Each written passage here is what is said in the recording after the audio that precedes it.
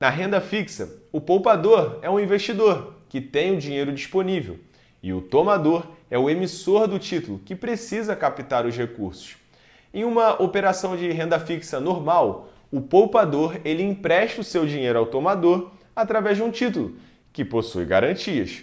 Em contrapartidas, esse tomador que emitiu o título tem a obrigação de devolver o dinheiro no prazo combinado, acrescido dos juros combinados.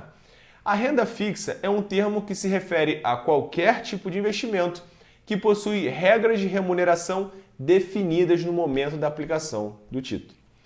Essas regras estipulam o prazo e a forma em que a remuneração será calculada e paga ao investidor. Para ficar mais claro, imagina quando você vai até o banco e solicita um empréstimo. O banco empresta o dinheiro e você devolve o valor emprestado acrescido de juros, não é assim? Só que agora, na renda fixa, você está trocando de lado com o banco. Você é o poupador, você é a parte que concede o empréstimo. E o banco tem o compromisso de te devolver o valor no prazo acrescido de juros. No entanto, nos títulos de renda fixa, o empréstimo pode ser para um banco, para uma empresa ou até mesmo para o governo. A depender de quem está emitindo esse título, recebe diferentes nomes, que veremos mais para frente. Outro ponto importante é que cada título tem a sua forma de remuneração específica, que varia entre 3 modalidades. O primeiro, pré-fixado. Nesse caso, a taxa de juros obedece a um percentual fixo. Dessa forma, o investidor sabe exatamente qual será o seu retorno financeiro desde o momento da aplicação. Pegando o exemplo aqui, esse título é um LCI emitido pelo Banco Votorantim, com uma taxa pré-fixada de 8,5% ao ano. Então, nesse caso, você sabe que no resgate vai receber exatamente os 8,5% ao ano contratado sobre o seu valor investido, independente do que acontecer nesse período. Segundo, os pós-fixados. Aqui entra a figura de um indexador. Sendo assim, o investidor conhecerá o seu retorno financeiro apenas no vencimento do título, dependendo da variação desse indexador. E aí os indexadores mais utilizados na remuneração dos títulos pós-fixados são taxa Selic, que é a taxa básica da economia. Seus movimentos influenciam todas as taxas de juros do país. Segundo, CDI, taxa que reflete o fluxo de empréstimos interbancários. Geralmente, sua variação é muito próxima da Selic. Terceiro, IPCA, que é o índice de inflação oficial do governo, mede a variação de preço de diversos produtos e serviços. Quarto, IGPM, importante índice de inflação e é semelhante ao IPCA, com a diferença de abranger uma cesta maior de produtos.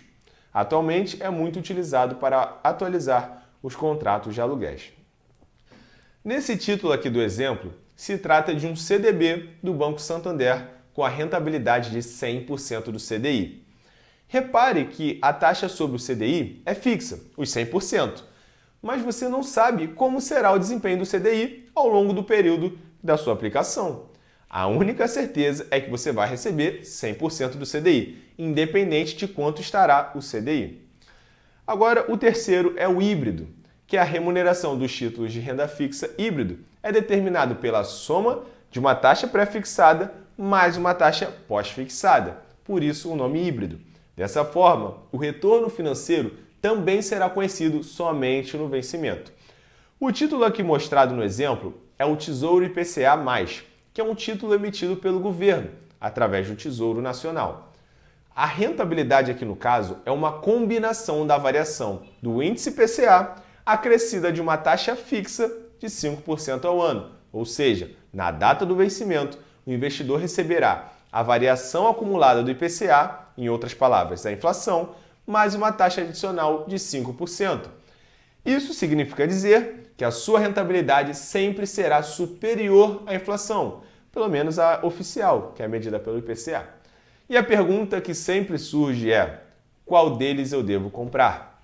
A resposta é que cada um deles tem uma finalidade diferente.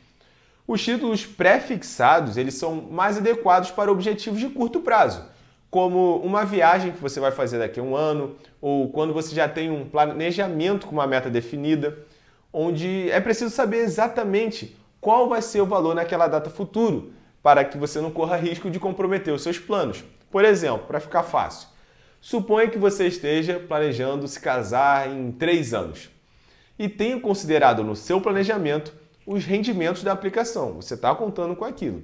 Nesse caso, você não pode se dar ao luxo de não saber quanto irá receber no resgate. Imagina se as condições econômicas mudam ao longo desses 3 anos e os rendimentos ficam muito abaixo da sua expectativa. Os noivos, naturalmente, já têm muitas preocupações e não precisam de mais uma. Esse é um bom momento para preferir os títulos pré-fixados. Por outro lado, os títulos pré-fixados têm uma desvantagem do risco de perder para a inflação. Por exemplo, você comprou um título com uma taxa a 8% ao ano, no momento em que a inflação medida pelo IPCA era de 5%. Até aqui tudo bem. Agora imagine que as condições econômicas se deterioraram rapidamente. A inflação chegou a 10% ao ano. A sua rentabilidade agora está abaixo da inflação, ou seja, o seu dinheiro estará perdendo o poder de compra, porque apesar dele valorizar uma porcentagem, os bens e serviços ficaram muito mais caros do que o seu dinheiro valorizou.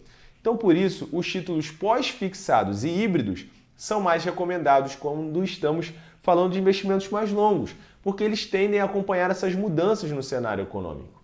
Imagina você poupar e investir durante anos da sua vida, visando se aposentar, e lá na frente percebe que, mesmo tendo acumulado uma grande quantia, esse dinheiro não é suficiente para viver porque seus investimentos simplesmente não acompanharam a inflação.